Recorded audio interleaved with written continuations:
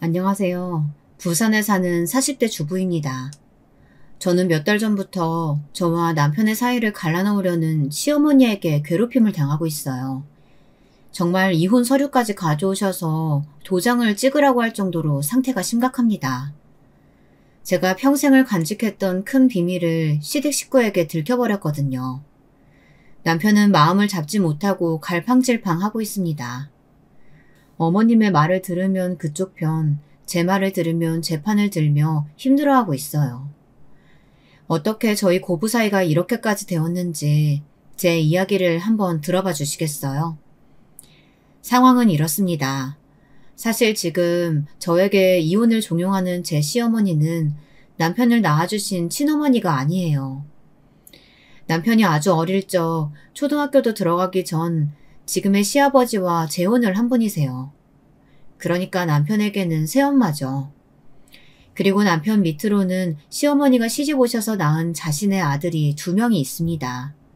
신랑의 동생들이죠. 처음 결혼할 때부터 저는 이 사실을 알고 있었고 저희 친정에서는 그리 탐탁치 않아 했으나 저는 전혀 개의치 않았습니다.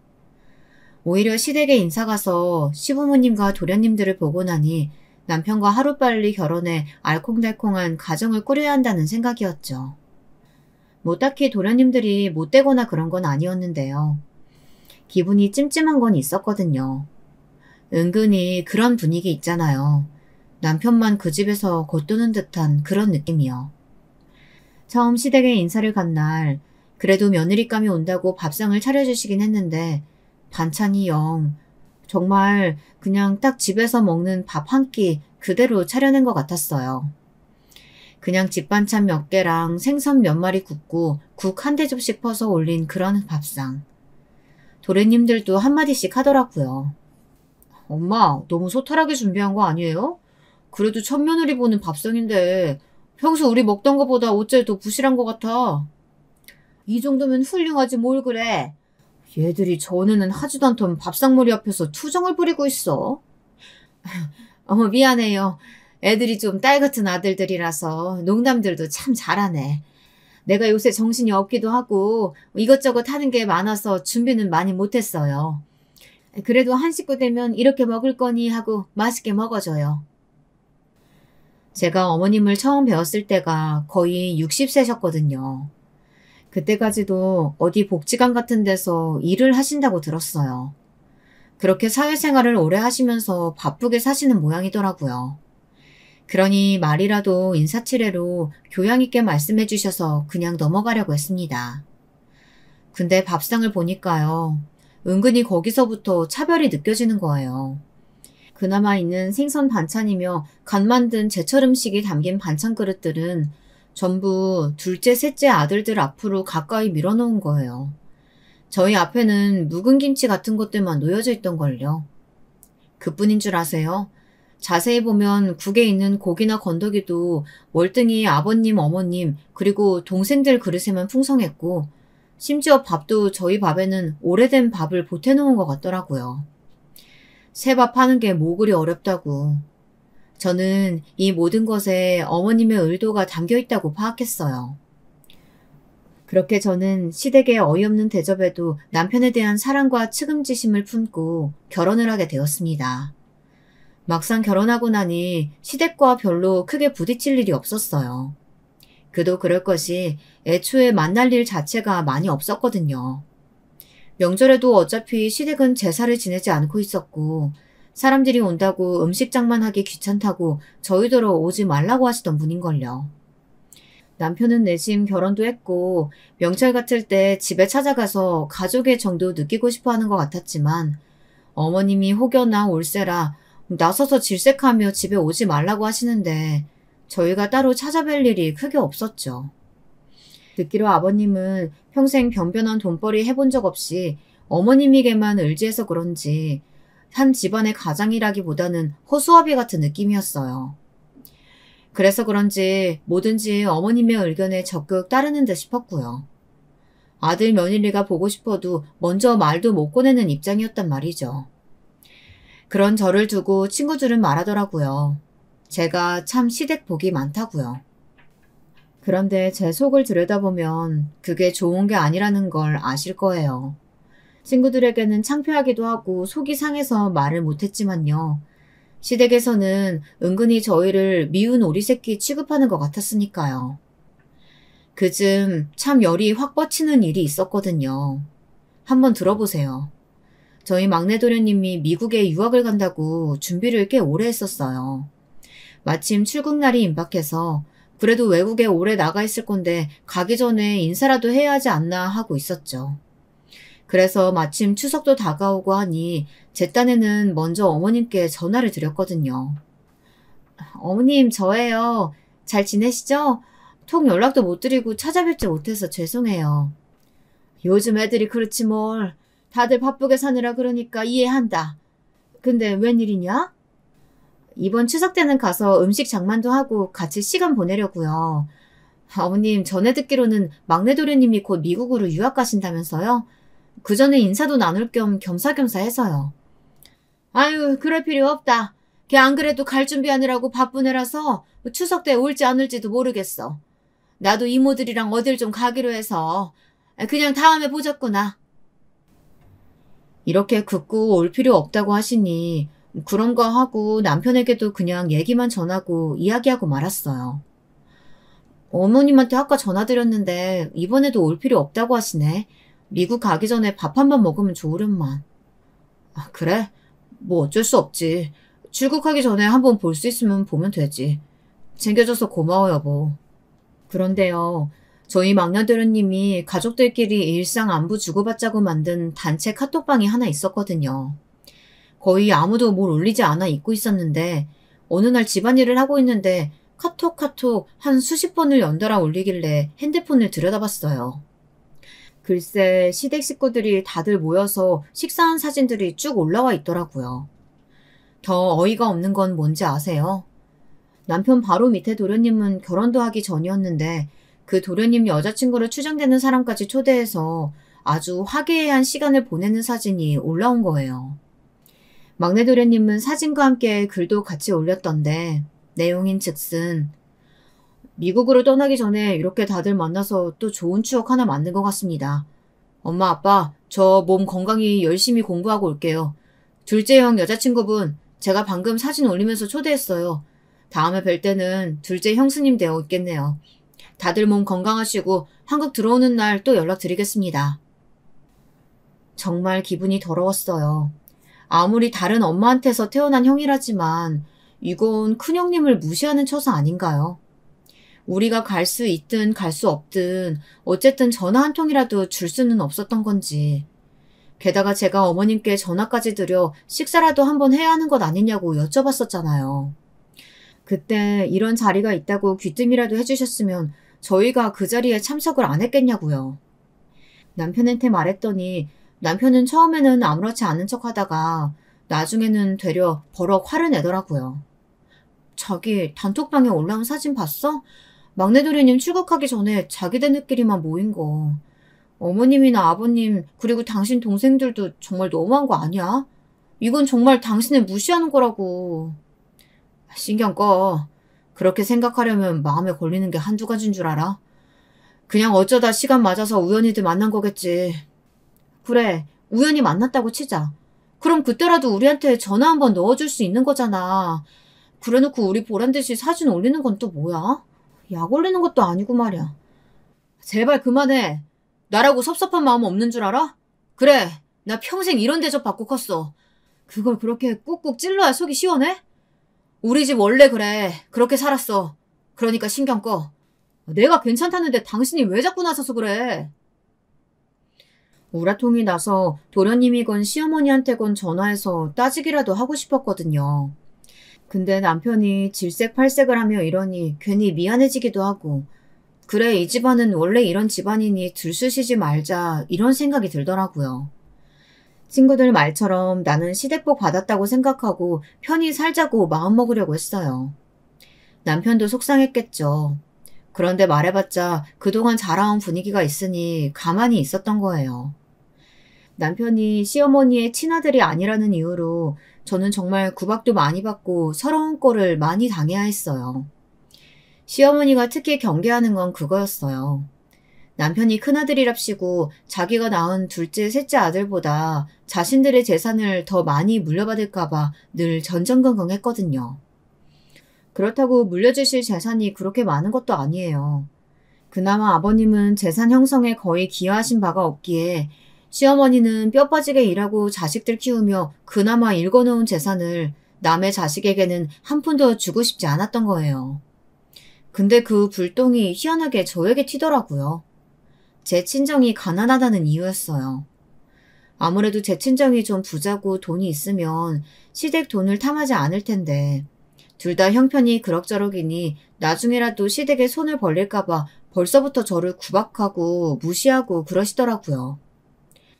사람이 없이 자라면 조금만 탐나는 것에 생겨도 눈이 휘둥그레 떠지기 마련이야.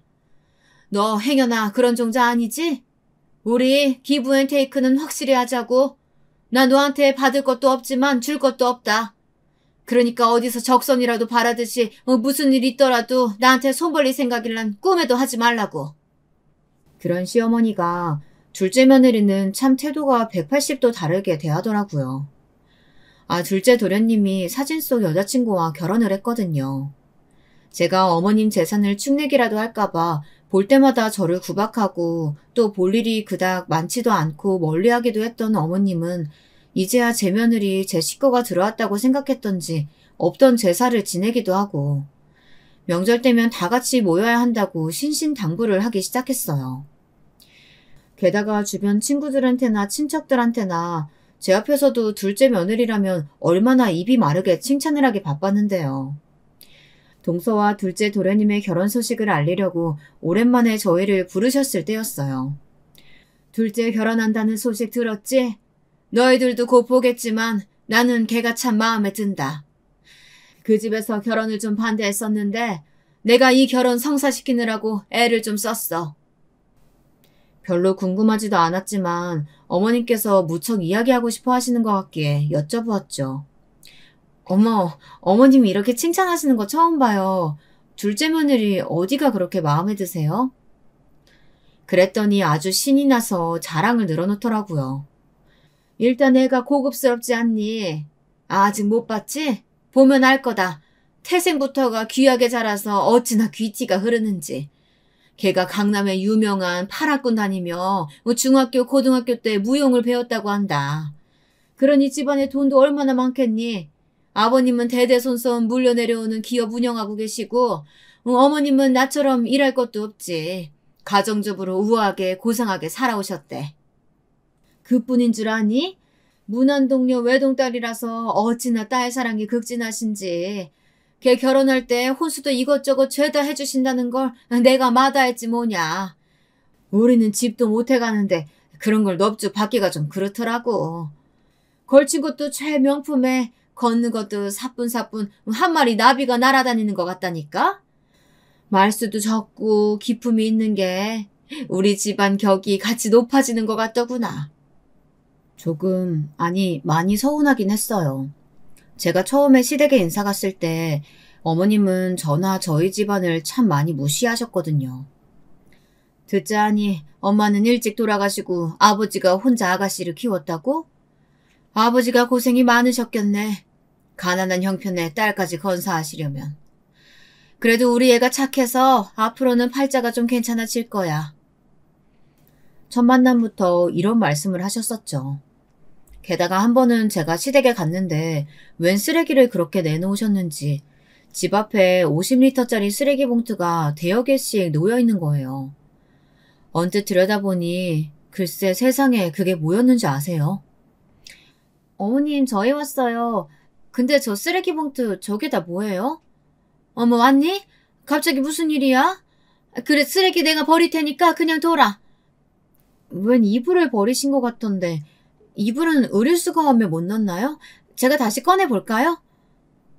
쓰레기 봉투를 열어보고 저는 참 놀랐습니다. 바로 저희 친정아버지가 혼수로 맞춰주신 이불이었거든요. 저희 아버지가 절 홀로 키우셨고 또 딸을 시집 보내면서 무척 가슴 아파하셨거든요. 친정엄마가 없어 이것저것 챙겨야 할 것을 못 챙기는 건 아닌지 노심초사하시면서 말이에요. 그 이불이요. 그런 아버지가 순수 시장에서 발품 팔아가며 제일 좋은 걸로 두툼하게 맞춰서 보내주신 소미불이었어요. 옛날에는 그렇게 혼수로 깨끗한 이불 한 채씩을 해줬다고 하시면서요. 딸 시집 보내면서 아버지가 어떤 마음으로 그 이불을 맞춰주셨는데 그걸 포장도 안 뜯고 고스란히 버리다니요. 세상에, 이거 저희 아버지가 혼수로 보내주셨던 이불 아니에요, 어머니? 대체 이걸 왜 버리시는 거예요? 아니, 그걸 또 왜 열어보고 있어? 아무리 봐도 내 스타일이 영 아니어가지고 안 쓸 것 같아 내놓는 거야. 나는 시장에서 산 이불은 안 덮거든. 그리고 이제 둘째네 결혼해서 들어오면 집안 살림 더 늘어날 수도 있는데 안 쓰는 건 바로바로 처분하는 게 낫잖아. 이불 받았을 적에 너희 아버지가 고생하신 거 알고 충분히 감사 표현했잖아. 이게 다 정성이고 정인 걸 내가 모르겠니? 그 마음 내가 고스란히 간직하고 있는데 이까짓 이불 버린 걸로 뭘 그렇게 상하야. 정말 어이가 없었어요. 그렇게 저희 아버지의 정성에 감복하셨으면 그렇게 그 이불을 쉽게 내다 버릴 수 있으셨겠어요. 동서가 들어오기 전에 살림살이 정리하시는 건 좋은데요. 그게 하필 저희 아버지가 혼수로 보내주신 이불이라니. 어머님이 저 그리고 저희 친정을 대놓고 무시하신다는 게 뼈저리게 느껴지는 순간이었어요. 그러니 어머님이 다른 사람 앞에서 제 칭찬이나 하신 적이 있으셨겠어요. 무슨 가까이 대하면 본인 수준이 낮아질 것처럼 멀리하고 또 하대하셨죠. 하지만 그렇게 귀하게 여기시는 둘째 며느리가 들어오고 나니 가족 모임이라도 자주 해서 더 가까이 지내고 친하게 지내고 싶으신데 아무래도 어머님 혼자 영 둘째 며느리 대하기가 어려우셨나 봐요. 그러니 그때부터 저희를 뺀질나게 불러대기 시작하시는 거예요. 남편이요. 그동안 못 받아본 대접을 받고 싶었던 건지 가족의 정이 얼마나 그리웠던 것인지 몰라도 시어머니가 전화 한 통만 해도 해볼래 해서 갈 준비를 하더라고요. 이따가 저녁에 엄마가 다 같이 모여서 식사하자고 하시네. 어디서 좋은 해산물 잔뜩 받으셨나 봐. 당신 괜찮지? 이렇게 갑자기? 이따가 오후에 첫째 데리고 박물관 가기로 했었잖아. 그건 다음에 가도 되지. 모처럼 둘째네도 온다는데 가서 맛있는 거 실컷 먹고 오자. 당신 해산물 좋아하잖아. 어? 알았어. 준비할게. 다음부턴 미리 얘기 좀 해달라고 전해드려. 그렇게 허겁지겁 아이를 챙겨 시댁에 가면 늘 둘째네는 주인공처럼 나중에 등장하고 음식 장관이며 뒤치다꺼리는 저희 몫이었어요. 시어머니는 제가 도착하면 아침에부터 건넸던걸요. 얘, 너 마침 잘 왔다. 이 전복 손질 좀 해라. 아유, 내가 어제 네일숍 가서 손톱 좀 정리하고 왔더니 만지기가 영 그러네. 어머, 어머님이 웬일로 그런 데 가셨어요? 저번에 제가 하고 왔을 때 그런 손톱 치장 요란스러워서 싫다고 뭐라 하셨잖아요. 내가 그랬었나? 아니, 저번에 둘째네가 손톱 아주 고상한 색깔로 칠해왔는데 그게 몇 날 며칠 아른거리지 뭐냐. 나도 그 길로 가서 한번 해보니까 아주 손에 부드럽게 어루만져주고 말도 붙여주고 하던데 어깨가 으쓱하니 좋긴 좋더구나. 이따가 둘째 오면 자랑도 좀 해볼 셈이야. 무슨 말만 했다 하면 둘째 노래를 부르시는데 근데 그거 아세요? 시어머니의 둘째 사랑은 기가 막힌 짝사랑이라는 걸요. 둘째는 참 곱게 자라 그런지 좋게 말하면 성격이 시원시원하다고 할 수 있겠고 나쁘게 말하면 버릇이 없달까요. 글쎄 처음 시집와서 명절이니 자고 가라고 하니 시어머니 면전에 대고 대놓고 얘기를 하는 거예요. 명절인데 벌써 가려고? 자고 가지 그러니. 저희는 집에 가서 자고 내일 아침 다시 올게요. 어차피 다시 올 거 왜 번거롭게 가서 다시 자. 어머님 솔직히 말씀드리면 저 베개요 찝찝해서 못 베겠어요. 혹시 마지막으로 언제 빠셨어요? 이러는 겁니다. 아유, 제가 다 얼굴이 빨개지고 화끈거려서. 사실 저희 어머님이요. 위생관념이 심각하게 없으시거든요. 그게 다 사회생활 하느라 바쁘다는 핑계인데 저도 처음에 시집와서 정말 기함을 하는 줄 알았다니까요. 처음 남편이랑 인사드리러 갔을 때도 솔직히 보고 좀 놀랬거든요. 그때부터 저는 지금까지 시어머니가 청소라는 걸 하시는 걸 한 번도 본 적이 없었던 것 같아요. 일단 집에 강아지도 키우시는데 집에 문을 딱 열고 들어가면요. 강아지 특유의 냄새 있잖아요. 그게 찌린내와 섞여서 코를 찌르더라고요. 집안 곳곳에는 뭘 그렇게 쌓아두실 것이 많은지. 저희가 결혼한 지 몇 년이 지났는데요. 도련님들 학교 다닐 때 쓰던 문제집부터 대학 때 전공책까지 산을 이루고 있어요.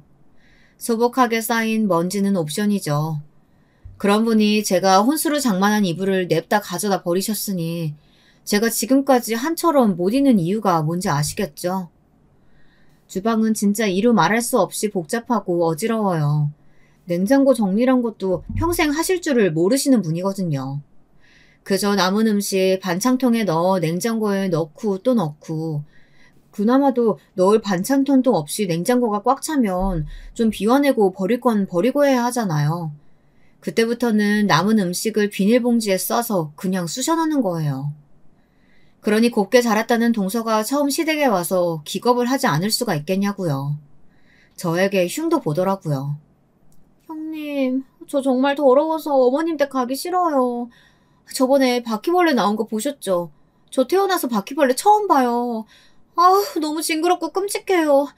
혹시 저희 옷이나 가방에 묻어서 저희 집까지 가면 어떻게 하죠? 제발 밖에서 만나면 좋겠는데. 형님이 어떻게 말 좀 해주시면 안 돼요? 이러면서 동서는 시댁에서는 화장실도 안 가요.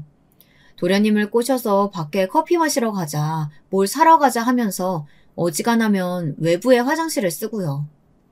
시어머님이 저 때는 해주지도 않던 갖은 사내 진미를 해다 바쳐도 동서는 거의 젓가락도 안 된다니까요. 어머님, 이거 혹시 언제 사신 거예요? 시큼한 냄새 나요. 뭘 언제 사긴 언제 사. 너네 온다고 어제 사온 거야. 냄새가 나긴 무슨 냄새가 난다 그래. 식재료 문제 있는 게 아니라면 설거지도 제대로 안 하신 거죠? 저 주방에 있는 수세미랑 이상한 빨래비누 같은 세제 다 가져다 버리셔야 돼요. 그러니까 설거지가 제대로 안 되고 그릇에서 썩은 냄새가 진동하죠. 저 비위상해서 못 먹겠어요. 아유, 그래도 한 술이라도 먹어야지. 배고파서 어째?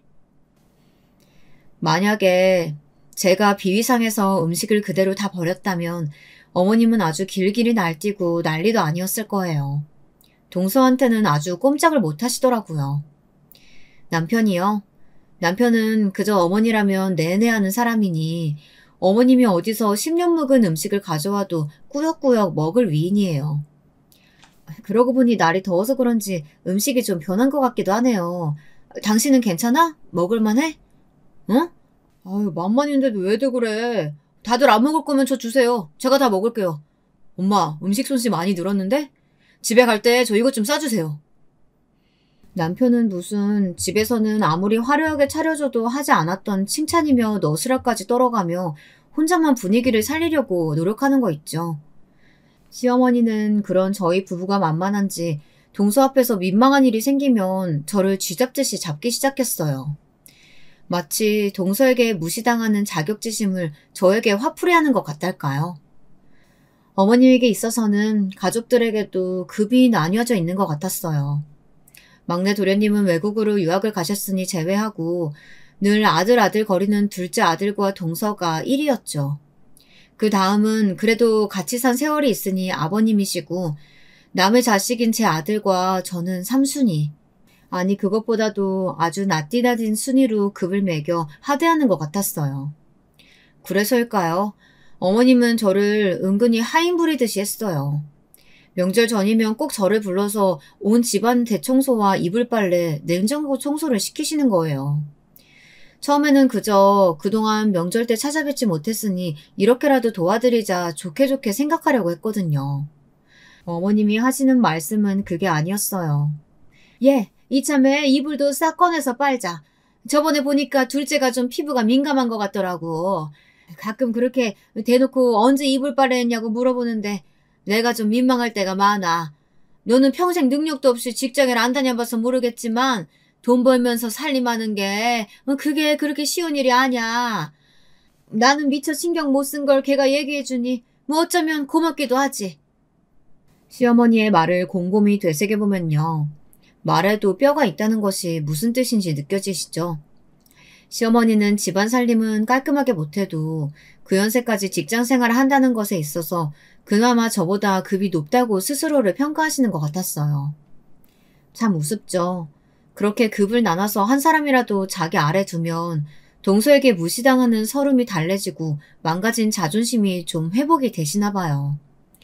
동서한테는 아무 소리도 못 하시는 걸 저에게 화풀이를 하시는 거죠.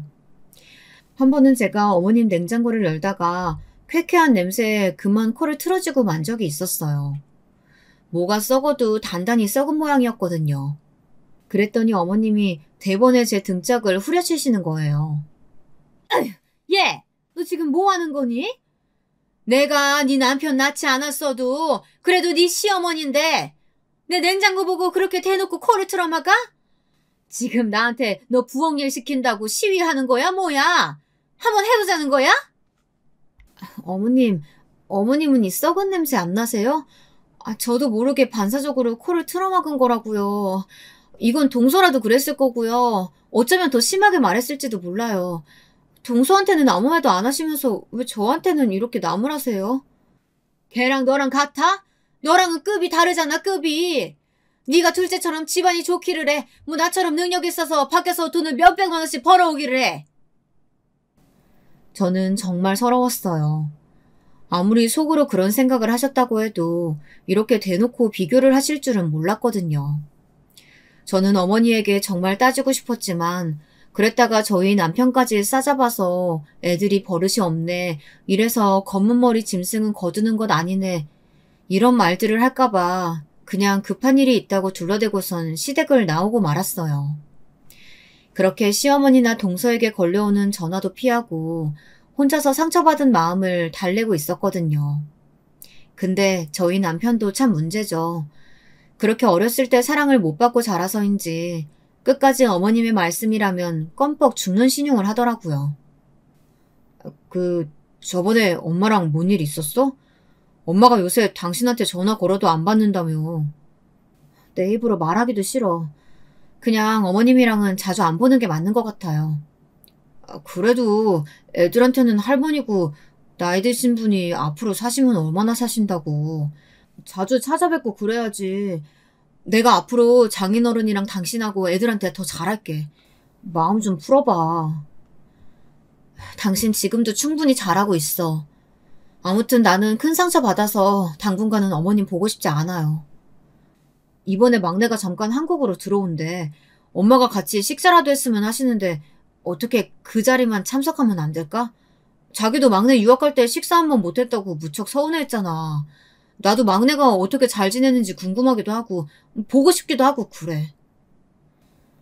하필이면 막내 도련님은 왜 이럴 때 귀국을 하시는 걸까요? 저는 정말 가기 싫었지만요. 시댁에서 저와 아이들 없이 뻘쭘하게 따돌림 당하고 앉아있을 남편을 생각하니 너무나 가엾어서 그래, 이번 한 번이 마지막이다라는 심정으로 시댁으로 향하게 됐어요. 가기 싫은 마음에 꾸역꾸역 늑장을 부리면서 갔더니 웬일로 이번에는 상을 다 차려놓았더라고요. 시어머니는 저번 일도 있었고 제가 전화도 안 받고 해서 마음에 앙금이 있는지 저를 쳐다보지도 않고요. 어찌 자리에들 앉았고 동서가 제 눈치를 보며 고기를 굽기 시작했어요. 와, 삼겹살이다. 엄마, 미국 있으니까 이 집에서 굽는 삼겹살이 얼마나 먹고 싶었는 줄 알아? 거기서는 무슨 마당에서 바베큐란 걸 해먹는데 난 그거보다 이렇게 후라이팬에 고기며 김치, 마늘 짠뜩 구워 먹는 게 훨씬 그리웠다고요. 막내 도련님만 신나서 떠들고 분위기가 어색하고 묘하게 흘러간다 생각하고 있었는데 갑자기 어머님이 안 그래도 좋지 않은 분위기에 찬물을 끼얹기 시작했어요. 얘, 너는 늦게 온 애가 상도 다 차려놨더니 멀뚱멀뚱 앉아서 뭐하니? 네 동서가 이런 삼겹살이나 구울 사람이야? 보자 하니까 네가 왜 입이 대빨 나와서 콧대가 하늘 끝까지 솟았는지 모르겠다. 이 고기 네가 구워. 능력도 없는 쓰레기 같은 네가 구워. 그러면서 급기야 제 얼굴에 동서가 고기를 굽고 있던 집게를 빼앗아 던져버리는 거예요. 뜨겁게 달궈진 집게를 얼굴에 냅다 던져버리니 어디 맞기라도 했으면 정말 큰일 날 뻔한 거 있죠. 반사적으로 놀라서 으악 비명을 지르며 얼굴을 감싸쥐었는데 동서가 갑자기 나서서 소리를 빽 질렀어요. 보니까 동서는 식사를 시작할 때부터 고기를 굽느라 밥은 안 먹고 대신 막내 도련님이 미리 사온 양주를 홀짝홀짝 들이키고 있었거든요. 한눈에 봐도 엄청나게 취한 모습이었어요. 제발 그만하세요, 어머님. 왜 이렇게 형님을 못 잡아먹어서 안 다니세요? 대체 형님이 누군 줄 아세요? 어떤 사람인지 아시냐고요? 그게 무슨 소리냐? 네 형님이 누구긴 누구야? 형님은 비참하게 살던 제 인생을 구원해준 제 생명의 은인이나 다름없는 분이에요. 저는 평생 형님의 은혜 갚으며 살아가야 한단 말이에요. 그러니까 앞으로 다들 형님한테 함부로 대하지 마세요. 그러면 저 정말 앞으로 가만히 있지 않을 거예요. 이게 다 무슨 소리냐고요? 네, 결론부터 말씀드리자면 사실 동서는 사기 결혼을 한 것이나 다름없었습니다. 강남에서 내노라 하는 부잣집의 무남 동료에 강남의 유명한 학군 졸업해서 무용까지 전공한 여대생. 그 배경이 모두 거짓이었단 말입니다. 그리고 그 모든 사실을 알고도 숨겨준 게 바로 저였고요. 자초지종은 이랬습니다. 동서가 결혼하기 전 시댁 단톡방에 동서와 시댁 식구들이 나란히 찍은 사진이 올라온 적이 있었다고 했었죠. 처음에 볼 땐 몰랐는데 보면 볼수록 동서의 얼굴이 이상하게 어디에서 많이 본 것 같은 느낌이 들었습니다. 아, 분명 어디서 봤는데 하면서도 잘 기억이 나지 않더라고요. 그러다가 어느 날 아는 동생을 만나러 갔다가 맞다, 얘가 걔구나 하고 동서의 얼굴을 기억해낸 거예요. 사실 부끄러워서 아무한테도 말하지 못했지만 제가 결혼하기 전에 바에서 잠깐 일을 했던 적이 있었거든요. 그때는 정말 절박했어요. 집에 돈은 한 푼도 없는데 몸이 부서져라 알바해도 벌이는 시원찮고. 그래서 아는 언니가 소개해준 일자리로 잠시나마 바에서 일을 했었거든요. 맹세코 가슴에 손을 얹고 아버지를 걸고 막 이 차를 나가거나 한 적은 절대 없었어요. 그저 술 마시러 오는 손님들 말동무만 조금씩 해주는 정도였죠. 몸매가 드러나는 옷을 입긴 했지만요. 하여튼 터치 같은 것도 없었고요. 그런 데서 일을 하면 아름아름 같은 데서 일하는 또래 애들이랑 친해지기도 하거든요. 건너 가게에서 일하는 애들과 안면이 트고 서로 손님을 소개해주기도 하고요.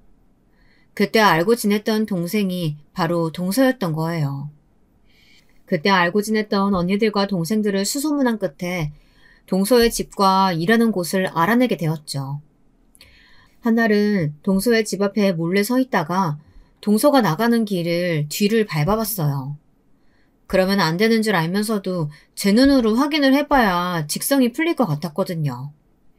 그 결과 동서는 여전히 어떤 허름한 술집에서 일을 하고 있더라고요. 밤이면 미용실에 들렀다가 한 술집으로 매일은 아니지만 그래도 고정적으로 출근을 하고 있었어요. 처음에는 참 고민이 많았어요. 얼른 남편과 시댁에 이 사실을 알려야겠다 마음이 컸어요.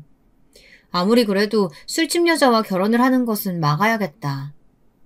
그러나 한편으로는 두렵기도 했습니다. 그랬다가 동서가 억하심장을 가지고 시댁에 저도 바에서 일했다는 사실을 알리면 어떻게 하지? 남편이 알면 가만히 있지 않을 텐데. 갈등이 많이 되었지만 그래도 동서는 아직까지 일을 하고 있다는 게 영 마음에 걸렸어요. 그래서 그 길로 시댁에 제 과거도 이실직고할 생각으로 찾아갔는데 글쎄 그날이 시어머니가 저희 아버지에게 사주신 이불을 버렸던 날이었던 거예요. 제가 과거에 바에서 일했던 사실까지 알게 되면 시어머니가 저를 얼마나 무시할까 하는 두려운 마음이 정말 컸어요. 반면 아버지의 이불을 버렸다는 사실 자체만으로 저도 모르게 피가 거꾸로 솟고 복수를 해야겠다는 생각도 들었죠.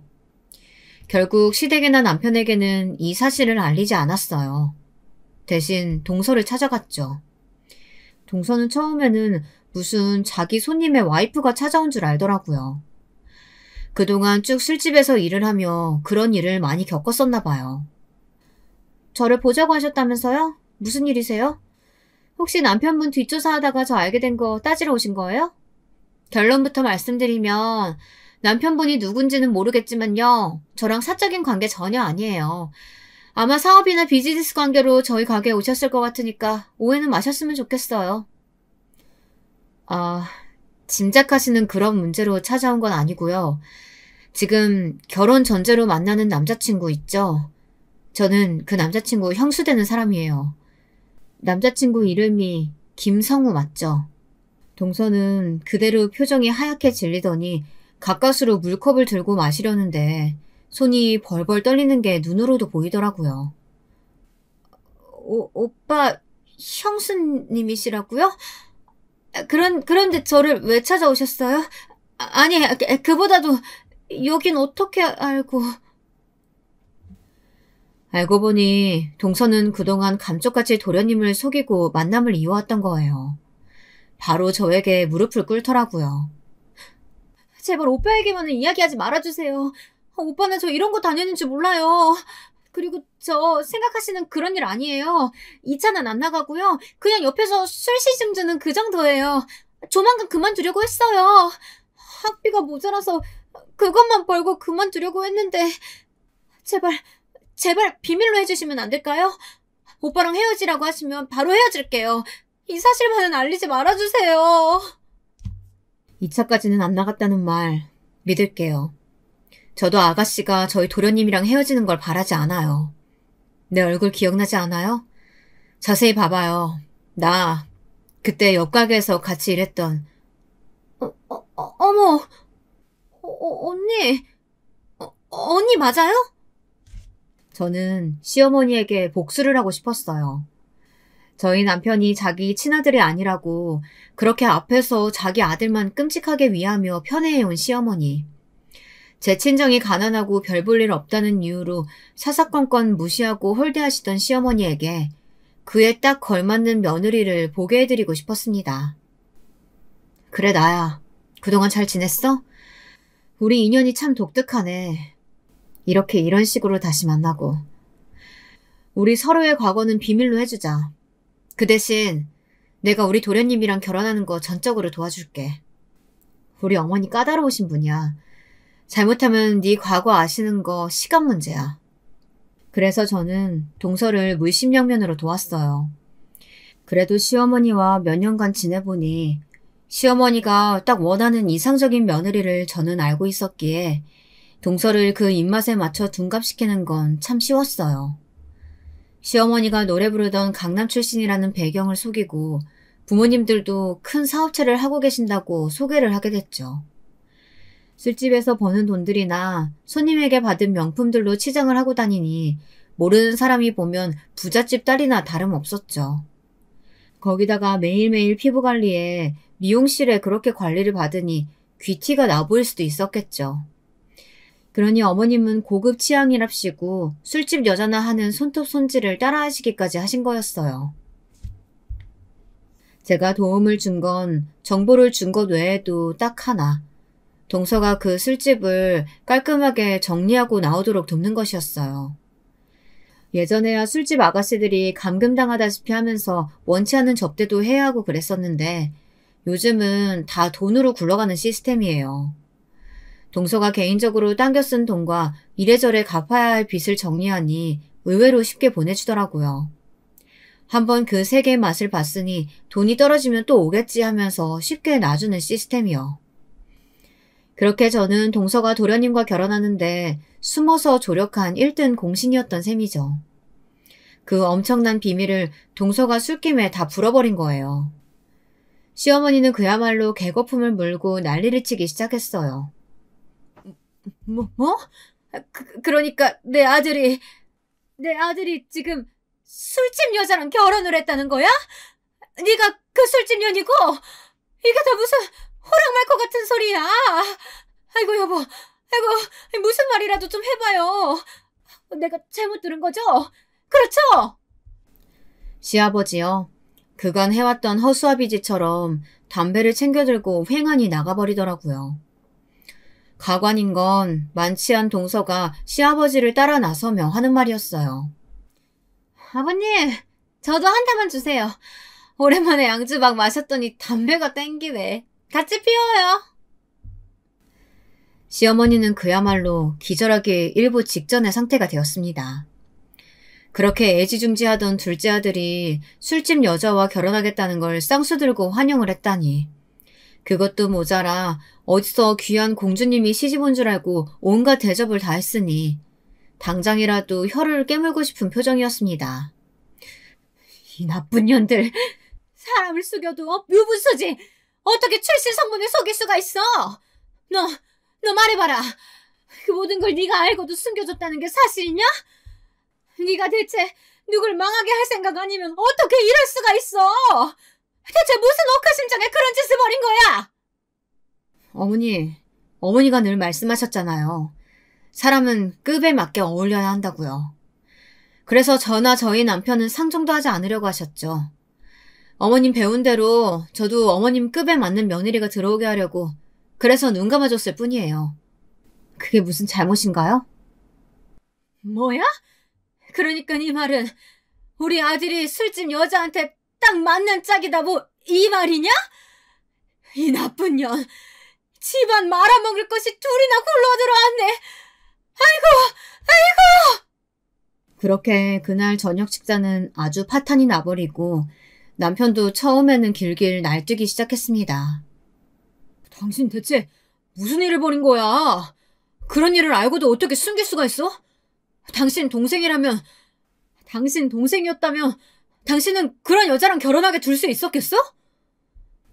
여보, 이런 말해서 미안하지만 정말 당신이 깨달을 때까지 내 입으로 말하고 싶지 않았지만 당신 집안 사람들은 절대로 당신을 한 가족으로 생각하지 않아요. 왜 아직도 그걸 몰라요? 뭐? 지금 말 다 했어? 우리 엄마, 친엄마 아니긴 해도 그래도 지금까지 날 키워주신 분이야. 말 함부로 하지 마. 키워준다고 다가 아니에요. 자식이면 그에 걸맞는 대접을 해줘야죠. 언제 한번 어머님이 도련님들보다 당신을 위해준 적 있어요? 당신은 대놓고 남의 자식 취급하는 게 이렇게 제 눈에도 다 보이는데 당신은 왜 그걸 알고도 모른 척하는 거예요? 사실 남편은 어린 시절 아버님과 이혼하고 한 번도 자신을 찾아온 적 없었던 친엄마에 대한 원망이 무척 컸어요. 그만큼 그리움도 컸고요. 그걸 그나마 시어머니에게 정을 갈구하면서 애써 모른 척하고 살아가고 있었던 거예요. 어머니가 저희를 무시하는 것도 처음에는 이 정도까지는 아니었는데 앞서 이야기를 했다시피 고깃집게를 저에게 던질 지경까지 와서는 저도 시댁과 인연을 끊을 마음을 어느 정도 먹고 있었어요. 그러나 그것이 어려웠던 것이 남편의 결핍 때문이었던 것을 알기에 저는 남편 몰래 남편의 친어머니를 찾는 중이었어요. 마침 연락이 되어 한번 만나뵌 적이 있었습니다. 한눈에 보기에도 인자한 인상의 어머니는 저를 보자마자 눈물을 쏟으시며 제 손을 꼭 잡고 이야기하셨어요. 우리 아들 잘 있지? 고맙다. 이렇게 네가 나를 찾아주고 내가 염치가 없어서 앞에 나타나진 못했는데 고맙다, 며느리. 아니, 아가라도 불러도 되겠니? 네, 어머니. 그이도 어머니를 무척 그리워하고 있어요. 꼭 한번 만나보셨으면 좋겠어요. 남편의 친어머니를 만나 자초지정을 들어보니 지금의 시어머니는 천륜을 갈라놓을 정말 끔찍한 일을 저지른 사람이더라고요. 당시 시어머니는 시아버지와 바람을 피워 둘째 도련님을 갖게 되었는데 본인의 아이를 아버지 없는 자식으로 키우기 싫어 들어앉아 온갖 모함을 해 시어머니를 쫓아내버렸다고 해요.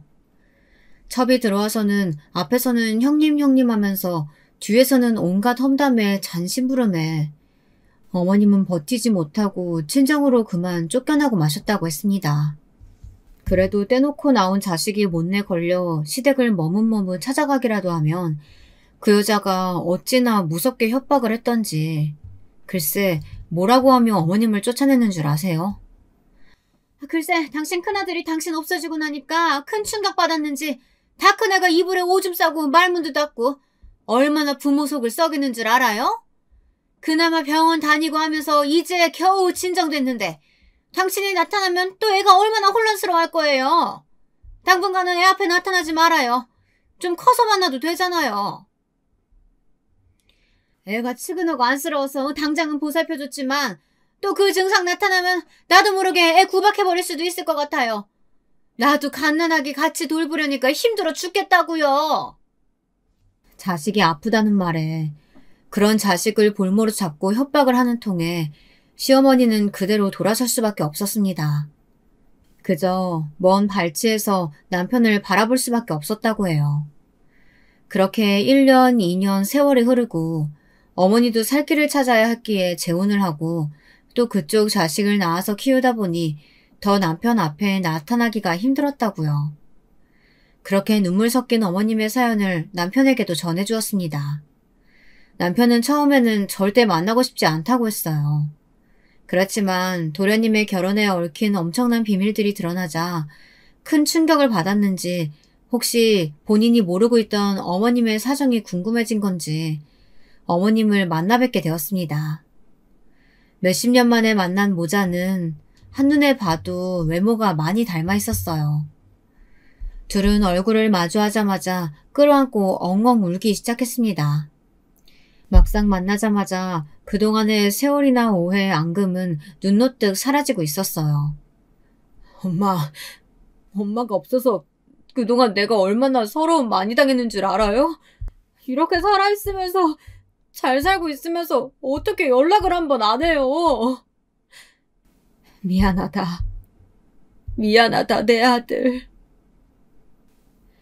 그렇게 어머님과 남편은 재회를 했고 긴긴 이야기를 나누며 해묵은 감정들을 해소했습니다. 남편은 눈에 띄게 편안해진 모습이었어요.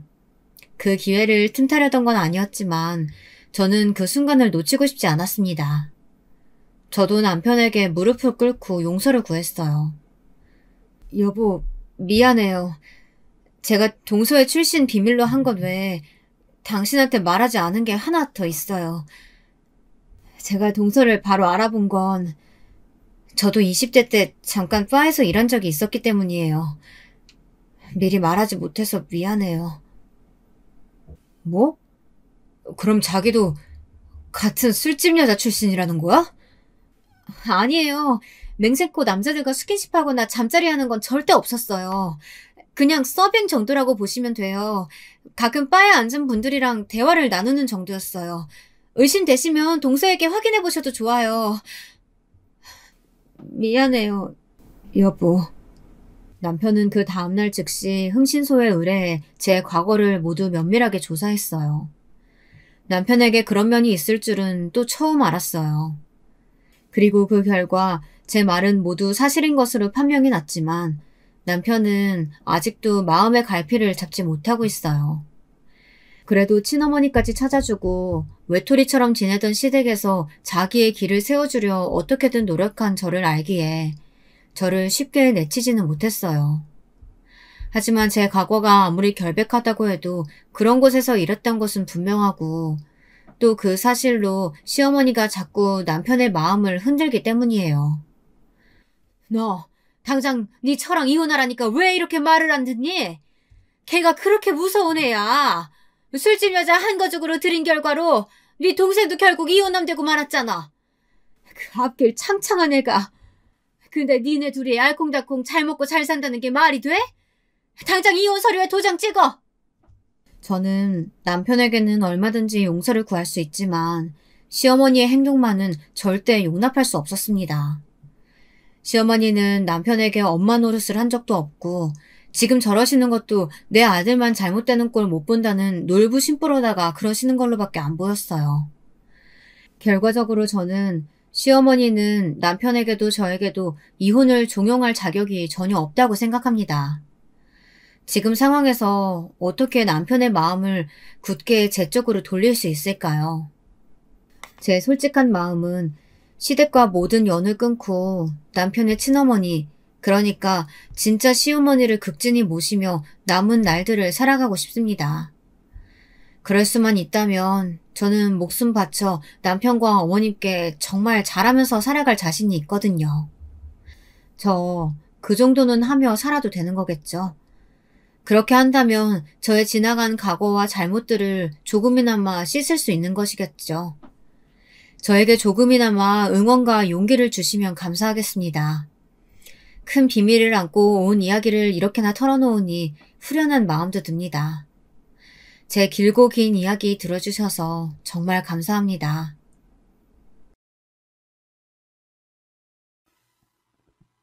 안녕하세요.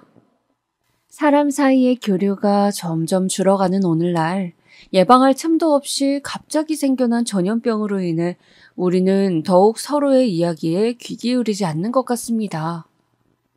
그런데 이렇게 인터넷으로 각자의 사연을 전하고 들으면서 살아가는 이야기를 접할 수 있는 게 참 뜻깊은 것 같습니다.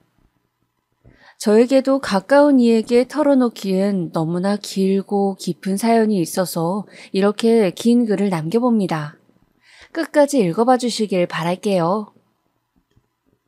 저는 이제 간 60대의 반을 넘기며 삶의 여유를 찾아가는 중인 여성입니다. 요즘은 이전까지 못 다녔던 여행을 가거나 혼자 글을 써보고 약소하게나마 운동도 시작하면서 하루하루 헛되이 보내지 않기 위해 노력 중이네요. 그러다 여기까지 사연을 보내게 된 거겠죠. 이렇게 혼자만의 여유를 갖게 된 건 사실 오래되진 않았습니다. 한때는 저에게도 남편이 있었고 딸이 있었고 이끌어가야 할 가정이 있었거든요. 저는 한쪽 팔이 없습니다. 정확히는 왼쪽 팔 팔꿈치부터 아래 부분까지 없죠. 저를 처음 만난 이들이 의례적으로 묻는 질문이기에 입에 붙을 정도로 많이 해온 그 이야기 먼저 해볼까 합니다. 아마도 23살이었을 때일 거예요. 집이 어려웠던 저는 혼자 도시로 올라와 가까운 친척집에 얹혀 지냈어요.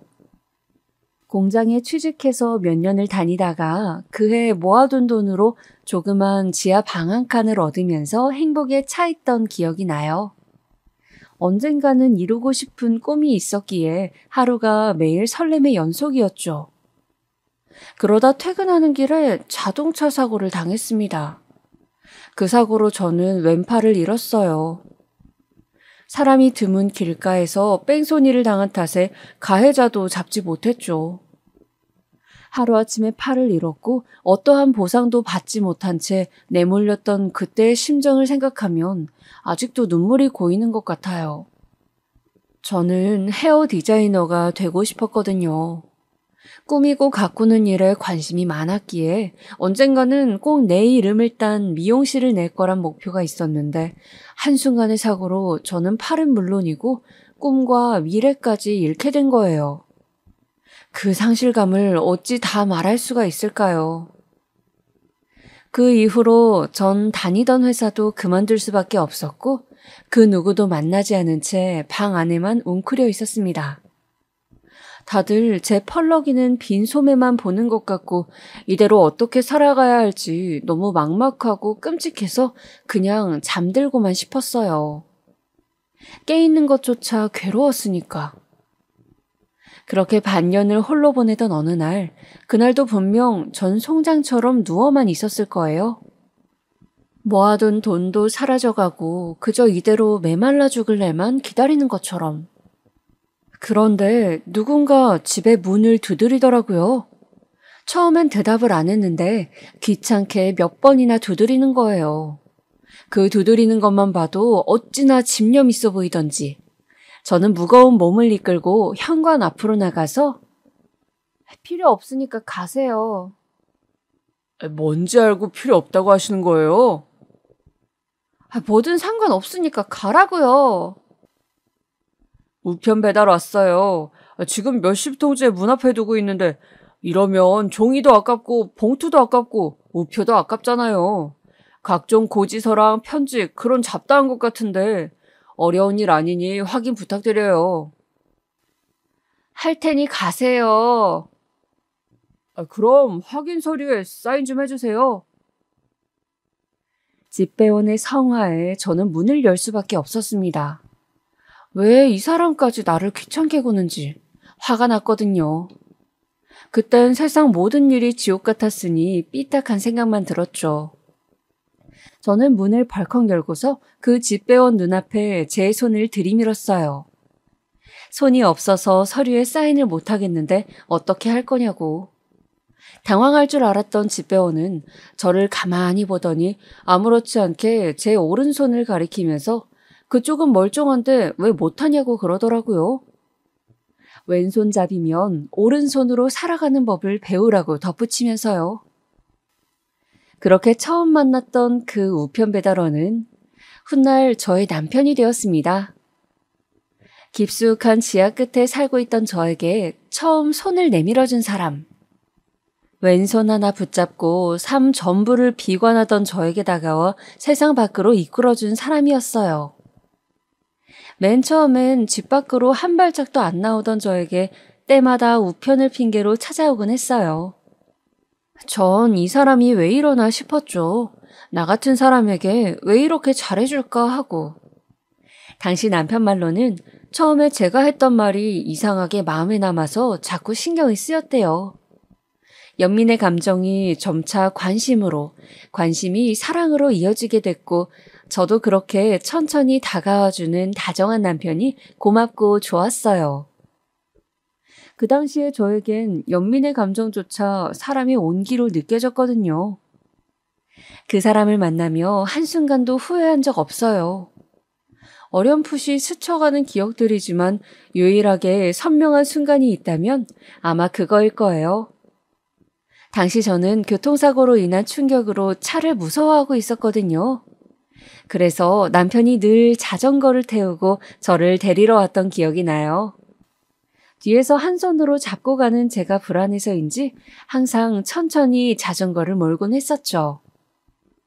남들이 다 저희를 앞서 지나가도 우리는 가장 느린 자전거를 타며 행복하게 웃었어요. 그 기억만큼은 어제 일처럼 뚜렷하게 남아있네요. 우린 다음에 결혼을 해서 어여쁜 딸을 얻었고 불행했던 저의 삶도 그렇게 점차 원래대로 돌아오는가 싶었어요. 저도 아이를 키우면서 한 손으로 가능한 소일거리를 시작하고 가진 것 없어 가난했지만 셋이서 서로가 서로를 보살피면서 살았지요. 아이가 7살이 되던 해 남편은 갑작스럽게 세상을 떠났습니다. 암이었어요. 마음의 준비도 할 새 없이 건강이 악화되어 병을 안 지 2달 만에 떠나버렸어요. 하늘도 무심하시지. 아이를 껴안고 얼마나 울었는지 모릅니다. 왜 나에게 불행은 매번 이렇게 갑작스레 찾아오는 건지, 남편이 없는 빈자리를 어떻게 채울지, 아이와 앞으로 어떻게 살아갈지 두려웠죠. 온전한 몸으로도 버거울 텐데 저는 그러지도 못했으니까요. 남편이 내게 남겨준 마지막 선물이자 너무나 사랑하는 딸이었지만 그땐 무거운 짐처럼 느껴질 정도였어요. 나 하나 부양하기도 어려웠기에 딸을 친척집에 맡기려 했어요. 하지만 아빠를 잃은 아이가 엄마까지 사라지면 얼마나 힘들까 죄책감이 들어 결국 포기했네요. 그때부터 전 안 해본 일이 없었습니다. 이런 팔을 가졌으니 서빙 일은 꿈도 못 꾸고 주방에서 청소를 하거나 지하철로 칫솔을 팔러 가보기도 하고 제가 할 수 있는 일이라면 어떻게든 찾아내서 했던 것 같아요. 하루에 2-3개의 일을 하다 집으로 돌아오면 남편을 향한 그리움과 육체적 고통 사이에서 그냥 아이와 함께 죽을까란 생각까지 하기도 했지만요. 내게 남은 전부인 아이를 혼자 두고 떠날 수도 혼자 둘 수도 없으니 어떻게든 살아남는 게 유일한 목표였어요. 남편도 하늘에서 제가 잘 이겨내길 바랄 거라며 애써 스스로를 다독이고 닥달해가면서요. 아이는 나름대로 잘 자라주었어요. 또래 아이들보다 조금 더 욕심도 많고 까칠하고 예민한 편이었지만 그건 뱃속에 있었을 때 제가 너무 굳은 일을 많이 해서 그런가 보다 했어요. 내가 너무 많은 일을 하느라 뱃속에 있는 아이가 많이 화났었나 보구나 하고요. 청소년기, 그 나이 때에 할 수 있는 사고 같은 건 치른 적 없었으니 그걸로 만족하며 살기로 했죠. 건강히만 자라주어도 행복할 테니까. 몸이 불편한 엄마 때문에 희생했던 순간이 많았을 딸에게 걱정거리를 주지 않기 위해서 저는 혼자 묵묵히 일을 하며 굳세게 살아왔죠. 아빠의 빈자리를 어떻게든 채워야 한다고 생각했어요. 하루는 제가 용돈을 너무 적게 준다며 화를 잔뜩 내고 등교를 하던 날이었어요. 그날 밤 제가 윗속옷을 입으면서 자크를 채우지 못해 끙끙대고 있는데 딸이 학교에서 돌아와 저를 물끄러미 보더라고요. 신경질을 부릴 때가 많았지만 그 다음엔 시간이 얼마나 지났든 꼭 사과하던 아이였기에 저는 웃으며 괜찮다고 들어가 보라고 말했어요. 그랬더니 딸이 뒤에서 자크를 채워주며 말하더라고요. 나쁜 말해서 미안해. 엄마 잘못 없는 거 아는데 그냥 그렇게 말이 나왔어. 괜찮아. 네 맘 다 알아. 내 맘 알면 이제 필요한 거 바로바로 말해. 엄마가 혼자서 끙끙대는 게 더 답답하고 싫단 말이야.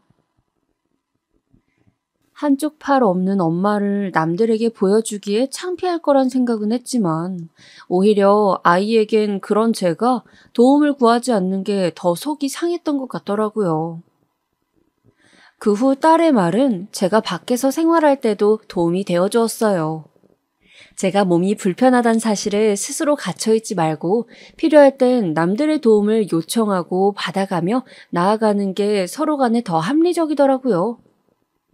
스스로에게 그리고 남들에게 조금 더 솔직히 이야기하자고 다짐했죠. 어느덧 아이는 성인이 되었고 대학교 대신 회사를 다니기 시작했어요. 집안 형편 때문에 선택한 것도 있지만 어차피 본인이 대학 성향과도 맞지 않을 거라서 그랬다고 말하더군요. 아이에게 좁은 선택지를 준 것 같아 늘 미안했어요. 딸아이는 직장이 너무 멀리 있다면서 힘들어하더니 1년 정도만 하다가 그만두었어요.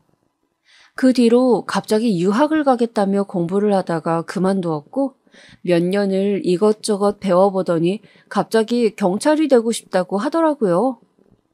오랫동안 시험 준비를 해야 하는 일이라서 자기가 모아둔 돈 외에 조금만 더 도와줄 수 없냐기에 일단 알겠다고 했습니다.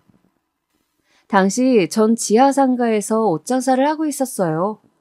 그나마 제가 할 수 있는 장사일 중 하나였고 적성에도 가장 잘 맞았던 일이었거든요. 딸의 공부를 위해서 가게를 더 작은 곳으로 옮기고 일하는 시간을 더 늘리면서 쉬는 시간엔 다른 가게에 커피 배달을 가면서 돈을 모아갔죠. 아이에게 도움이 될 수 있다는 사실에 힘든지도 모르고 일했어요. 그 후로 시험에 한 번 떨어졌었던 아이는 결국 2년 만에 합격해서 그토록 바라던 경찰이 되었습니다.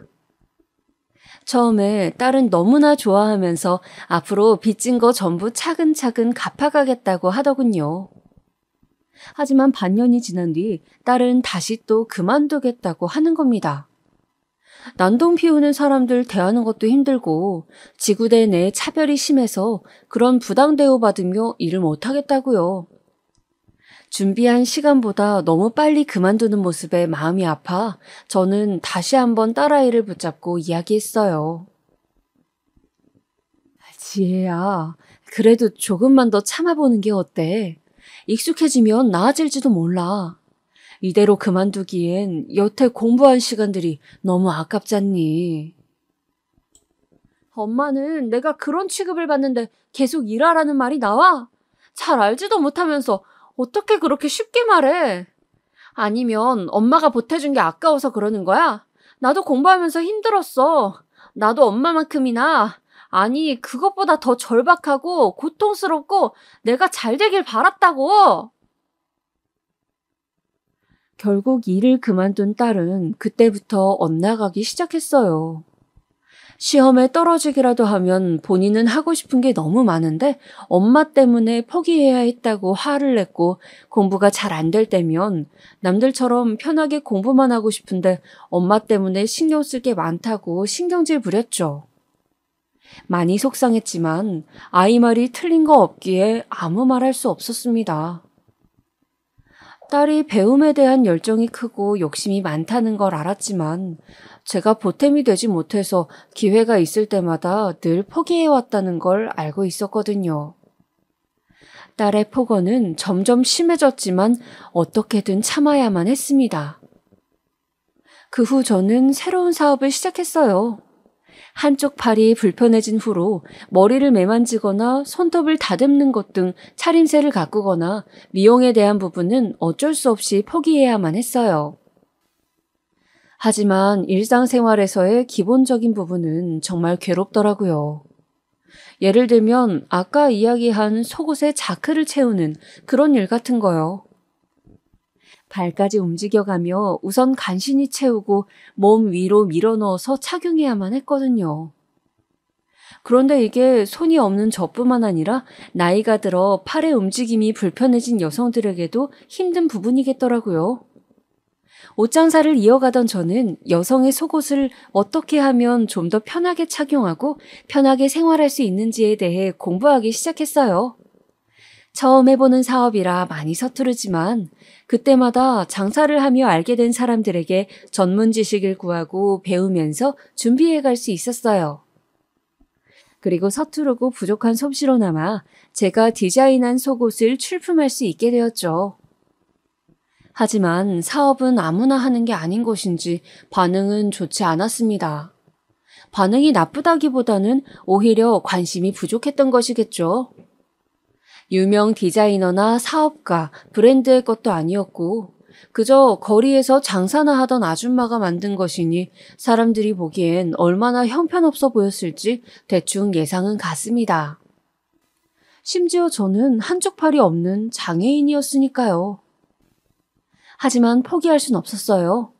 아이도 다 컸고 이제껏 가정만 생각하며 안전한 길만 선택해서 왔기에 이젠 저를 위한 도전을 하고 싶은 마음이 컸거든요. 그런데 딸의 눈에는 그게 마음에 들지 않았나 봅니다. 장사 일 하나만 하기에도 힘들고 벌이도 미적지근한데 왜 쓸데없는 모험까지 하냐면서요. 딸아이는 한동안 방황하는 듯 보이더니 한 남자를 집에 데리고 왔습니다. 그리고선 덜컥 이야기하길 결혼하고 싶은 사람이라서 허락받으러 왔다고 하더라고요. 딸보다 12살이나 더 많은 운동과 관련된 개인 사업을 하는 남자였습니다. 너무 갑작스러운 만남이라 놀라기도 했고 나이가 많은 게 마음에 걸렸지만 딸이 처음으로 데려온 사람이니까 반갑게 맞이했어요. 외롭고 지친 시간을 보내던 찰나 지인의 소개로 만나서 그동안 사랑을 키워왔다고 하더라고요. 어린 나이에 벌써부터 결혼 생각을 하는 게 이르지 않을까 잠시 고민이 되었는데 딸이 그러더라고요. 모르겠어. 내 기억 속엔 없지만 아빠 같은 사람이야. 아빠가 있었다면 이렇게 다정하지 않았을까 싶은 그런 사람. 설령 마음에 안 드는 부분이 있어도 이해해줬으면 좋겠어. 마음의 빈자리를 채워주는 게 얼마나 어려운 일인지 엄마도 알잖아. 저도 힘든 시기에 만난 사람이 얼마나 큰 위로가 되는지 경험해 본 적이 있기에 별다른 건 묻지 않았어요. 그리고 지금 이렇게 정착하는 게 불안한 아이에게 더 도움이 될 거라 생각했죠. 딸이 데려온 그 남자는 전에 들은 적 없는지 처음엔 제 팔을 보고선 흠칫 놀라는 듯 했지만 이내 표정을 감추고 말았습니다. 지혜, 아무것도 안 가져와도 됩니다. 그냥 저한테 몸만 와서 고생 한 번 없이 사모님 소리 들으며 살게 하는 게 목표예요. 그렇게 만들 자신 있고요. 잘하겠습니다, 어머니. 뭘 믿고 그렇게 장담하는지 모르겠지만 호기롭게 이야기하는 모습이 왠지 마음에 들더라고요. 가진 거 없는 집안인 거 알고서 고생시키지 않겠다 말하니 그 점도 고마웠고요. 저는 흔쾌히 결혼을 허락했고 그렇게 준비를 시작했습니다. 문제는 그때부터였어요. 곧잘 준비하는 듯 했던 아이에게서 갑자기 전화가 걸려온 겁니다. 엄마, 나 혹시 돈 좀 빌려줄 수 있어? 얼마가 필요한데? 한 2억 정도만 빌려줄 수 있어? 뭐라고? 2억? 결혼 자금이 필요해서. 나한테 그 정도는 해줄 수 있지? 엄마도 모아둔 돈 있을 거 아니야. 나중에 다 갚으면 살게, 어? 내가 그 정도의 돈이 어디 있니? 네 결혼 자금으로 모아뒀지만 기껏해야 1,000, 2,000이야. 그걸로 어떻게 결혼을 해? 집도 사고 식도 올려야 하고 혼수에 뭐에 들어갈 돈이 얼마나 많은데 하나뿐인 딸이 결혼하는 건데 이것도 못 해줘? 그쪽에서 집이랑 혼수 해온다는 거 아니었어? 아니야. 팔려고 하는 것도 아니고 어떻게 진짜로 아무것도 안 해가. 그렇게 안 해가면 결혼해서도 눈치밥 보인다고. 미안해. 엄마도 해주고 싶은데 그만한 돈은 없어. 그럼 결혼을 조금 미루는 건 어때? 대출을 받든 뭘 하든 어떻게든 더 모아볼 테니까. 안 돼. 사실 그 사람 사업이 조금 어려워.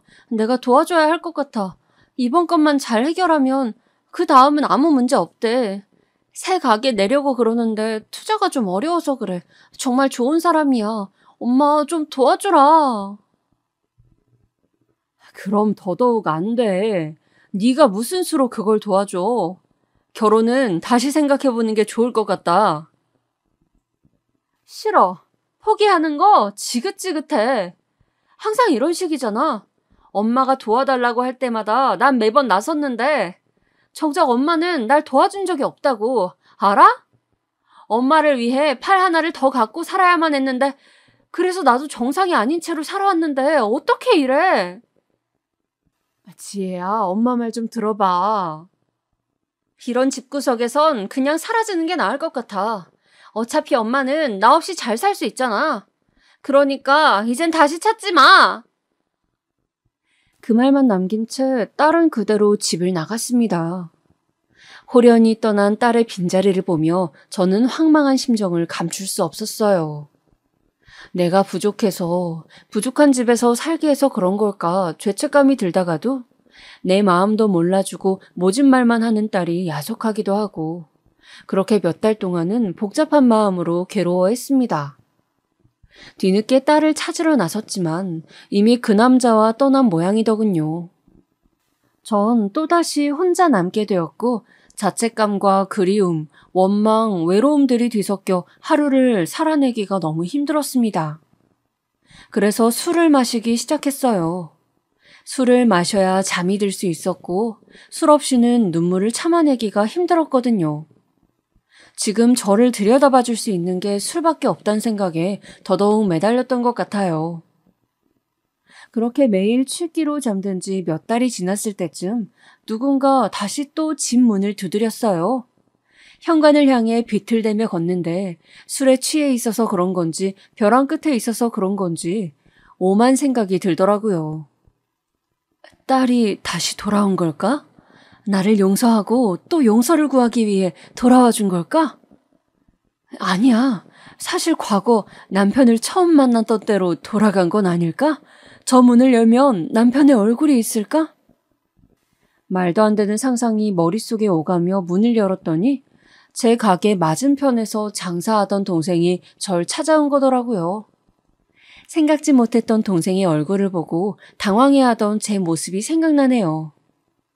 제가 그동안 가게를 팔지도 나오지도 않으니 걱정돼서 한번 와봤다더군요.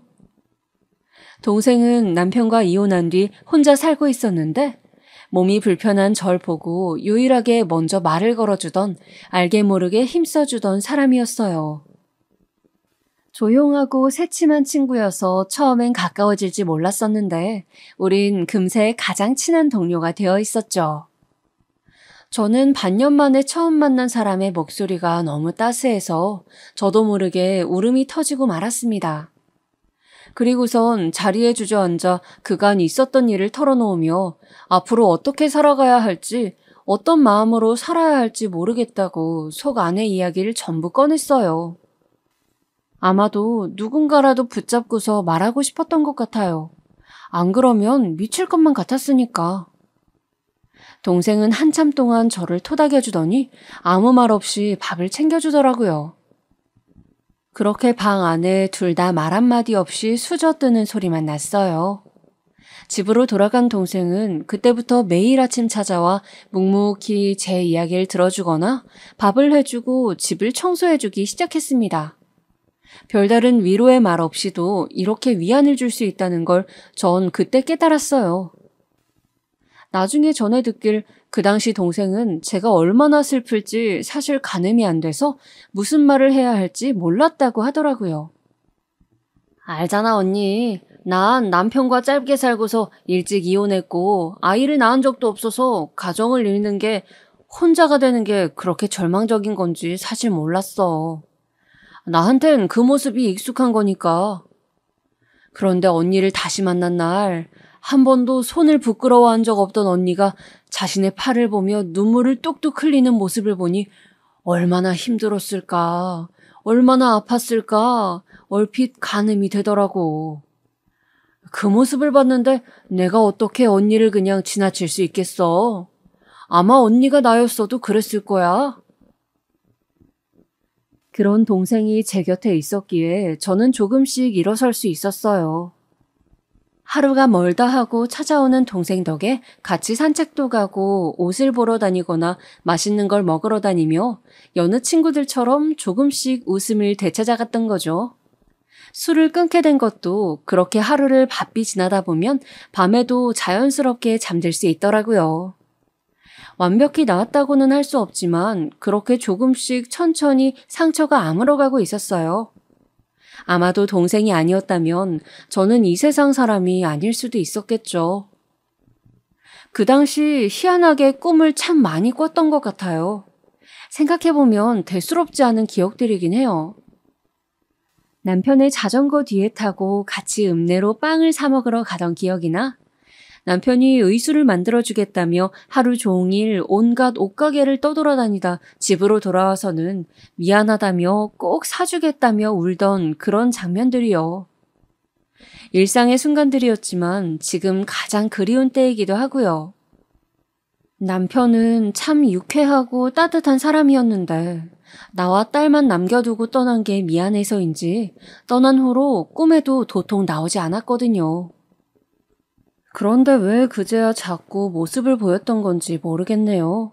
곰곰이 생각해보면 아마도 제가 걱정돼서 그런 게 아니었을까요? 사는 게 버거워서 한순간 놓아버릴까봐 겁이 나서 그런 것 같아요. 원체 겁이 많은 사람이었거든요. 한 번은 다시 또 나와서 지혜야, 지혜야, 어디 있니? 딸의 이름을 부르더라고요. 저는 울면서 남편에게 매달렸어요. 지혜는 나를 두고 사라져버렸다고, 잡지 못해서 미안하다고 연신 사과를 했죠. 그랬더니 남편이 저를 가만히 바라보더니 꼭 껴안아 주는 겁니다. 그러면서 괜찮다고 우리 딸은 어디선가 딸 나름대로 잘 살고 있을 테니 이제 그만 잊어도 된다고 하더군요. 다른 사람 신경 이제 그만 쓰고 저의 삶을 계속 살아가라고 자신이 옆에서 지켜봐 주겠다고 말하는데 꿈속이었지만 그게 어찌나 위안이 되던지요. 다른 누군가가 보기엔 딸을 떠나보내야 했던 죄책감으로부터 벗어나고 싶어서 스스로 만들어낸 것 아니냐라고 할 수도 있겠지만 저는 믿어요. 그건 분명 남편이 저에게 다시 한번 손을 내밀어 준 거라고. 저는 그 뒤로 동생과 사업을 시작했어요. 이전에 했다가 접었던 속옷을 만드는 일이요. 제가 속옷을 만들었었던 걸 기억해준 동생이 다시 한번 해보자고 해서 시작하게 되었죠. 다시 도전해봐도 쉽지 않은 일이었지만 묵묵히 따라와주는 동생이 있어서 주저앉지 않고 계속 시도해볼 수 있었어요. 딱히 저에게 타고나거나 좋은 사업 수완이 있었던 건 아니에요. 다만 제가 직접 불편한 몸으로 착용해보면서 사람들을 설득하고 신뢰를 주는 등 그 믿음 하나로 발전시켜 왔어요. 그렇게 수많은 시행착오와 일련의 과정들을 겪은 끝에 누구나 편히 입을 수 있고 착용감이 편리함을 우선시한 속옷을 제작하여 장사를 시작하게 되었습니다. 처음엔 제 생각대로 제 또래 중년의 여성들에게 아주 인기가 좋았어요. 쉽게 불편함을 느끼는 불편할 게 많은 중년 여성들에게 맞춤이었을 테니까요. 그러다 젊은 층 사람들에게도 입소문이 나서 매출이 많이 올라갔고 저는 사업을 확장하여 회사까지 차리게 되었죠. 저와 동생은 각각 사장, 부사장을 맡으며 밤낮 없이 일해 회사 일에 최선을 다했고 지금의 사업체로 키워낼 수 있었죠. 그 누가 알았을까요? 가난한 시골 마을에서 태어나 배운 바 없이 자라고 파란 쪽이 없어 사람들로부터 외면받던 제가 한 회사의 대표가 되어 있을 줄은. 남편이 봤으면 아마 입이 쩍 벌어졌을 거예요. 그렇지만 누구보다 축하해줬겠죠. 그렇게 늦은 나이에 성공 아닌 성공을 이룬 저는 일을 다른 사람에게 나눠놓고 조금씩 휴식을 갖고 여유를 즐길 수 있게 되었죠. 여유가 생기니 딸아이 생각이 더 깊어지던 차, 어느 날 모르는 번호로 전화가 오는 겁니다. 심장이 덜컥 내려앉는 기분이었어요. 왠지 설마 하는 마음이 들었거든요. 떨리는 손으로 전화를 받아보니 생각했던 목소리가 흘러나오고 있었습니다. 엄마, 나야, 지혜. 그동안 잘 지냈어? 맞아요. 정확히 15년 만에 딸이 연락해온 겁니다. 그토록 그립고 그리웠던 딸에게서. 지혜야, 너 지혜 맞니? 그렇다니까. 갑자기 연락해서 미안해. 난 그냥 엄마가 보고 싶어서 전화했어. 깜짝 놀랐지? 나일 거라고 생각 못했을 텐데. 어디야? 지혜, 너 어디 있어? 10년이 넘는 세월 동안 생사도 모른 채 한 번도 모습을 보이지 않았던 딸인데 이렇게 만나다니 가슴이 엄청 뛰었습니다. 딸은 저희 회사 밑에 와 있더라고요. 제가 거기서 일하고 있다는 걸 다 알고 찾아온 거였어요.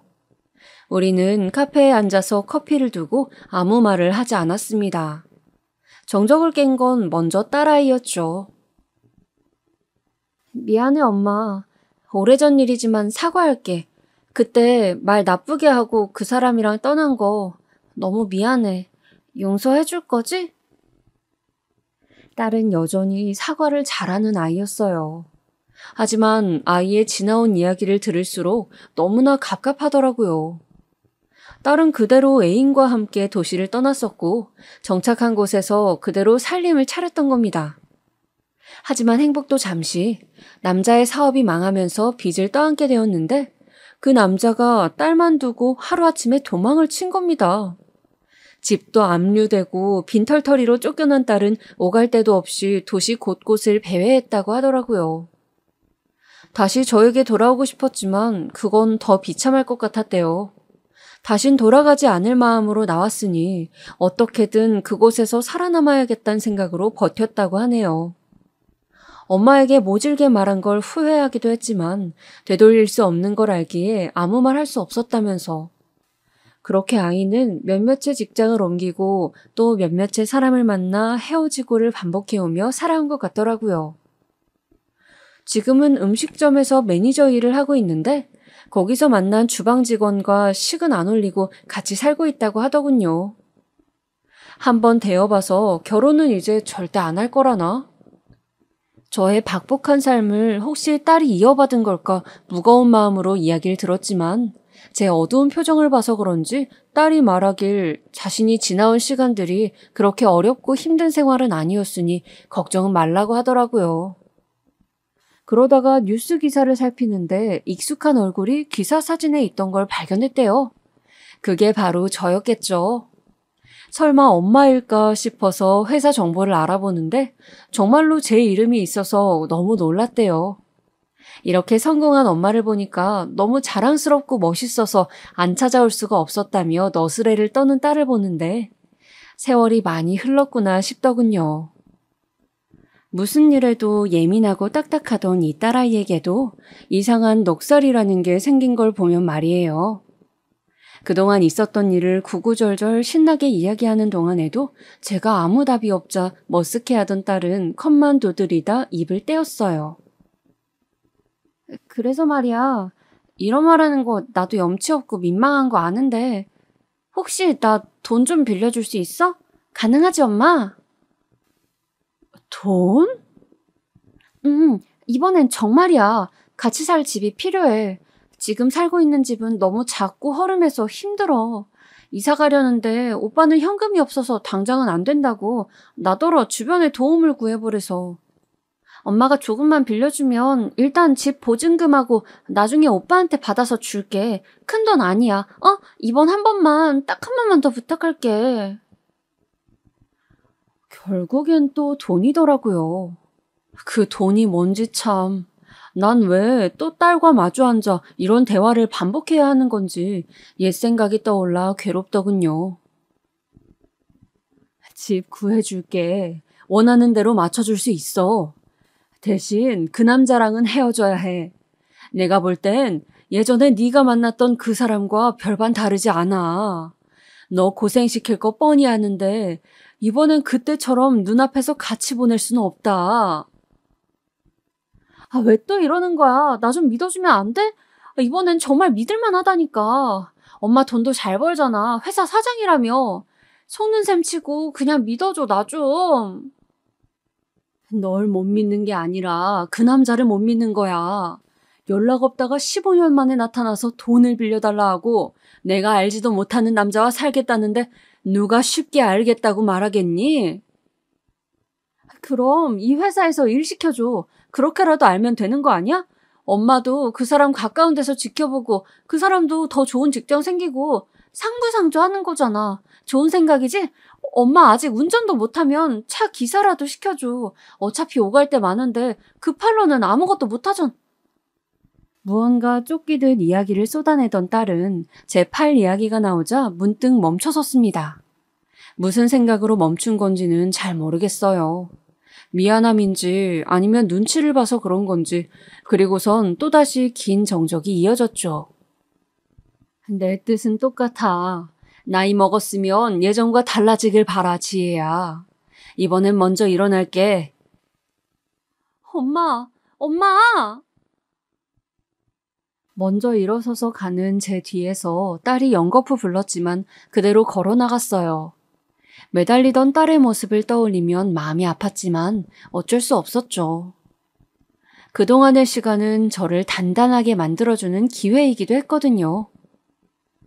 딸을 위한 건 이 선택밖에 없다고 생각했어요. 그 후로는 몇 번이나 딸에게서 전화와 문자가 왔어요. 대부분 카페에서 나누었던 대화와 비슷한 내용들이었지만 저는 한 번도 답하지 않았습니다.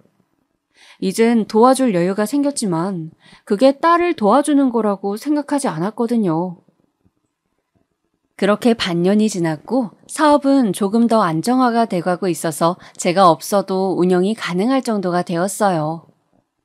그동안 딸아이 소식은 간간히 주변을 수소문해 알 수 있었습니다. 그 남자와 계속 살다가 남자가 직장을 그만두면서 생활이 어려워진 듯 했어요. 그래서 번호로 3-4번 정도 생활비로 쓸 돈을 붙여주었는데 제가 보낸 걸 모르는 건지 알면서도 모르는 척하는 건지 따로 연락은 없더라고요. 그러다 딸도 갑자기 직장을 그만두고 이사를 갔다는 소식을 들었어요. 그래서 전 딸아이 전 직장에 주소를 물어서 이사간 동네로 혼자 찾아갔습니다. 정확한 주소를 알진 못해서 그 근방을 하염없이 걷고 또 걸었어요. 아침부터 밤까지 있어도 모습을 보이지 않아서 그렇게 며칠을 오간 끝에 드디어 딸을 만날 수 있었죠. 가을인데도 얇은 여름 옷을 입고서 힘없이 지나가고 있던 걸 제가 가서 붙잡았어요. 뜻하지 않는 만남에 적잖이 놀랐던 건지 아무 말도 하지 못하더라고요. 저는 가만히 서서 오른손으로 딸아이의 손을 잡고만 있었어요. 그 자리에서 얼마간의 시간이 흘렀을까? 딸이 천천히 자신의 집으로 저를 이끌었습니다. 도착한 딸의 집은 예전에 제가 처음 얻었던 지하방과 비슷하더군요. 많이 해지고 싸늘한 집에서 대충 꾸리고 사는 것 같았어요. 사람이 살지 않는 것 같은 그 익숙하고 고독한 공기. 주방에서 언제 산지 모를 차를 내어주고선 힘없는 모습으로 제 앞에 털썩 앉았죠. 아이는 그동안 많이 지쳐있던 것 같았습니다. 엄마가 찾아올 줄 몰랐어. 사실 이제 마지막으로 한 번 더 보러 갈까 했었거든. 부탁하려는 건 아니고 그냥 얼굴 한번 보려고. 딱 마지막으로. 그런데 이렇게 보내? 사는 건 참 내 계획대로 안 돼. 그치? 그동안 어떻게 지냈어? 그냥 보시다시피 이렇게 지냈어. 아, 그때 만났던 사람, 그게 궁금한 거지? 그 사람은 자꾸 손찌검을 하려고 하길래 내가 도망쳐 나온 거야. 날 찾아올까봐 무서워서 계속 이렇게 집 안에만 머물러 있었어. 지옥이 따로 없었지. 엄마 말이 맞았던 거야. 나이 먹어도 여전히 이렇게 거지같이 살고 있는 날 보니까 어때? 속 시원해? 지혜야. 쏘아붙이는 딸의 말에 저는 가만히 손을 내밀었습니다. 딸이 그 손을 바라보더니 기어코 울음을 터뜨리더라고요. 왜 나한테 손을 내밀어? 이렇게 또 상처 주는 말만 하는데 왜 또 그 손을 내미냐고. 저는 말없이 딸을 안아주었습니다. 딸이 낸 지난날의 상처가 완전히 아문 건 아니지만 그렇다고 그대로 남겨두는 건 더 마음 아픈 일이었어요. 지난 상처를 빨리 낫게 하는 방법은 그때의 기억을 온전히 다시 마주하고 함께 이겨내야만 가능한 일이었습니다. 딸을 다시 품에 안으니 그 질기고 질긴 상처들이 이제야 아물어지는 기분이 들었어요. 딸이 처음 집을 나간 날 왜 자신을 도와준 적 없냐고 말했을 때 그냥 알겠다고 말할 걸, 도와주겠다고 말할 걸 후회한 적이 한두 번이 아니었죠. 매일 밤 악몽을 시달릴 정도로 괴로웠어요. 비록 금전적인 부분이 아니어도 꼭 그런 것들이 아니어도 그 애를 따스하게 한 번이라도 안아줄 걸, 한 팔만이라도 꽉 껴안아줄 걸 매일 후회하고 또 후회했었죠. 내 초라한 팔이 더 싫을까봐 주머니 속에 꼭 감추고 있던 그 선택조차 후회하면서요. 그래서 상상만 해오던 그 순간이 오면 아이를 안아줘야겠다. 아이가 지난날 나에게 손 내밀어준 순간들처럼 나도 이제 손 내밀어줘야겠다 생각했던 거예요. 어쩌면 그때 딸과 저는 서로를 구원해준 게 아니었을까요? 그 후로 저는 회사의 모든 일을 동생에게 전부 맡기기로 했습니다. 동생은 자기 혼자 어떻게 하냐면서 본인도 늙었으니 이제 아예 새로운 운영진을 찾자고 했지만 똑똑한 동생이니 알아서 하겠죠. 투덜거리긴 해도 분명 제 뜻과 마음을 계속 이어가 줄 사람이라고 생각해요. 일에 열정이 사라진 건 아니에요. 그동안 뜻하지 않게 사업을 하면서 너무 무리를 해서 그런 건지 제 몸이 견디지 못하겠더라고요. 그래서 전부 일이 많은 채 한동안 쉬기로 했습니다. 다른 일에 흥미가 생기면 어쩌면 아마도 돌아가지 않을지도 모르고요. 대신 저와 같은 몸이 불편한 장애인들을 위해 후원을 시작했어요. 장애인들을 위한 여러 가지 아이디어들, 그 아이디어를 구현한 여러 가지 사업들이 나오고 있더라고요. 젊은이들의 그 독창적이고 배려 넘치는 따스한 생각들을 실현시켜주기 위해 후원 사업을 이어가고 있어요. 도움을 받은 저들도 언젠가는 또 다른 이들의 생각을 후원하고 이어가겠죠. 딸은 공부를 시작했어요. 늦깎이로 대학교 입시를 준비하더라고요. 결과에 상관없이 꼭 해보고 싶던 일이기에 도전한다더라고요.